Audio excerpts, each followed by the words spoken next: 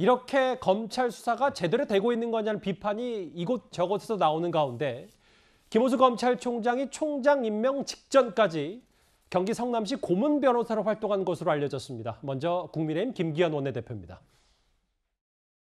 오늘 아침에 한 일간지 기사에 따르면 봐주기 수사 쇼를 벌였던 검찰의 김호수 총장, 검찰총장 직전까지 성남시 고문 변호사였다고 합니다. 이 사실이 검찰이 성남시청에 대한 압수수색을 안 하고 수사도 대충 신용만 하면서 뭉개온 것과 깊은 연관관계가 있을 것이라는 강한 의심을 떨칠 수가 없습니다. 김호수 총장은 지금 당장 이 사건 수사 지휘권에서 손을 떼고 스스로 회피를 해야 마땅합니다. 박범계 법무장관 지금 즉각 김호수 총장에 대하여 수사 지휘에서 배제되도록 지시하여 주실 것을 강력하게 요구합니다. 예, 여러 설명도 제가 하나하나 짚어볼 텐데 먼저 제목만 질문 드릴게요. 검찰총장 직전까지 성남시 고문 변호사로 활동했다. 김호수 총장. 그래서 결국 수사가 공정하냐 아니냐 이 논란으로 가는 겁니까? 하필 또 성남시의 고문 변호사는 참 모르겠습니다. 예. 그 김호수 총장이 법무부 차관 끝나고 난 다음에 본인이 감사원 감사위원으로 추천이 됐다가 최재형 감사원장이 적극적 거부를 하면서 사실 임명이 안 됐고 그래서 이제 법무법인에 들어가서 저기 이제 활동을 한 겁니다. 근데 딱 들어가자마자 그 법무법인이 성남시와 고문 계약을 체결합니다.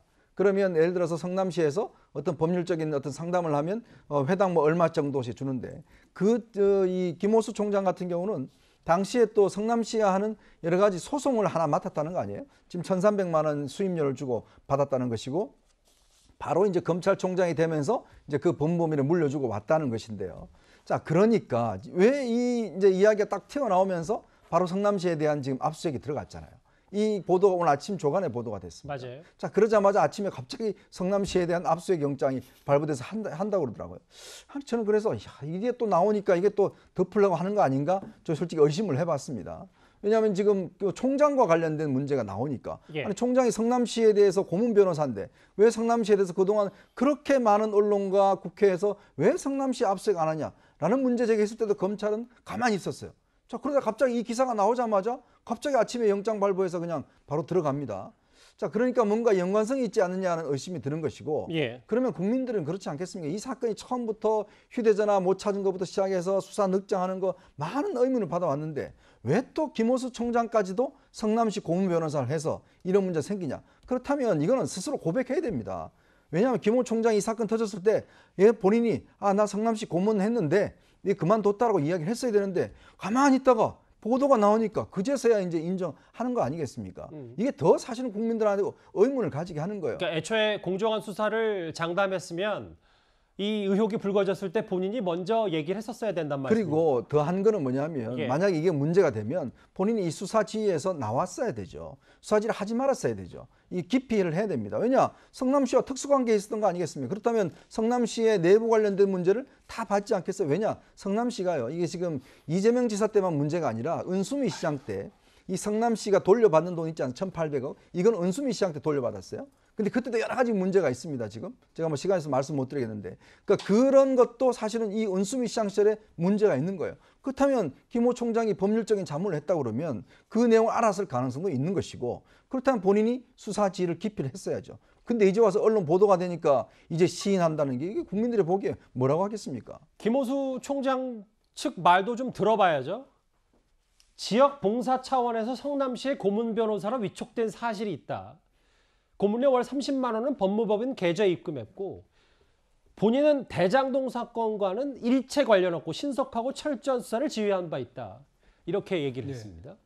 참 우리 검찰이 보면 참 불신을 많이 받고 있는 것 같긴 합니다. 예. 계속 뭐가 있으면 연결시켜서 또 비판이 되는데 저는 예전에 윤석열 검찰은 상당히 불신했습니다만 지금 이 건 같은 경우는 그 대검찰청의 대변인실 저 입장이 설득력이 있어요. 왜냐하면 예. 이분이 지금 김호수 총장이 성남에서 월 30만 원의 고문료를 받고 지역 봉사 차원에서 했다고 하는 그 기간이 2020년 9월부터 올 6월까지입니다. 대장동 사건이 불거지기도 한 서너 개월, 3, 4개월 전이었고요. 이 보도는 사실 그거죠. 그러니까 이분이 당시 올 6월까지 월 30만 원 받는 그 법무법인과 맺은 고문 변호사이기 때문에 현재의 검찰이 제대로 수사를 안 했다. 그래서 이게 드러나니까 압수수색도 되고 이제야 시작했다는 의심 하나. 예. 두 번째는 성남시를 연결시킴으로써 지금은 완전히 떨어져 있는 경기도지사인 이재명 시장을 또 연결시키는 일종의 뭐 프레임 성격이 가져진 보도라고 저는 보고 있습니다. 그런데 이걸 냉정히 따지면은 저는 두 가지 다 연결한다는 게 상당히 좀 무리가 아닌가 싶습니다. 알겠습니다. 차기 총장으로 하마평에 올랐던 시절에 성남시 고문 변호사를 맡은 것을 두고 여러 시각도 있는데요. 일단 오늘 대검찰청에서도 여러 해명을 통해서 자원봉사, 봉사 성격이었다 이렇게 해명을 했습니다.